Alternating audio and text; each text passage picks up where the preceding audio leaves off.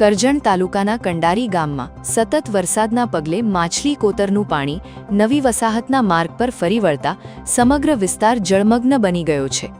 પાણી રોડ પર ઘૂંટણસમા ભરાઈ જતા વસાહતમાં રહેતા અંદાજે 20 જેટલા પરિવારો સીધી અસર હેઠળ આવ્યા છે. રસ્તા પર પાણી ભરાવાને કારણે સ્થાનિકોને રોજિંદી અવરજવરમાં ભારે મુશ્કેલીઓનો સામનો કરવો પડી રહ્યો છે. અનેક લોકો ઘરોમાં જ રહેવા મજબૂર બન્યા છે, જ્યારે બાળકો, વૃદ્ધો અને મહિલાઓ માટે બહાર નીકળવું જોખમી બની ગયું છે.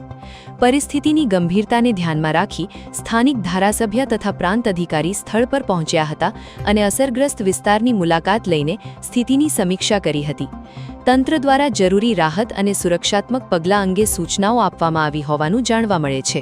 ગુજરાત સરકારે સમગ્ર ગુજરાતને અમુક વિસ્તારોમાં જે રેડ એલર્ટ આપવામાં આવ્યું છે, એના ભાગરૂપે આજે કરજણ વિધાનસભાની અંદર આજે કંડારી ખાતે લગભગ 15 થી 20 કુટુંબોને સ્થળાંતર કરવામાં આવ્યા છે.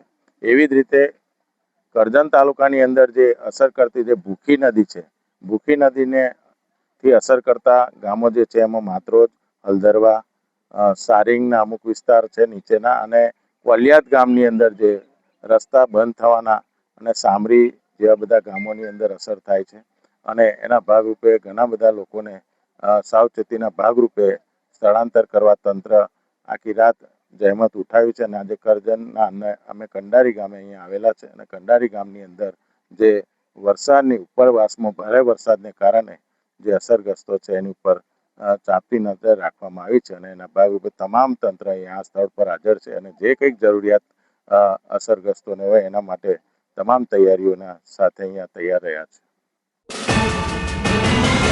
YouTube પર KNK મીડિયા નેટવર્કને સબસ્ક્રાઇબ કરો, Facebook અને Instagram પર ફોલો કરો અને દરેક પોસ્ટને લાઇક અને શેર કરવાનું ભૂલશો નહીં.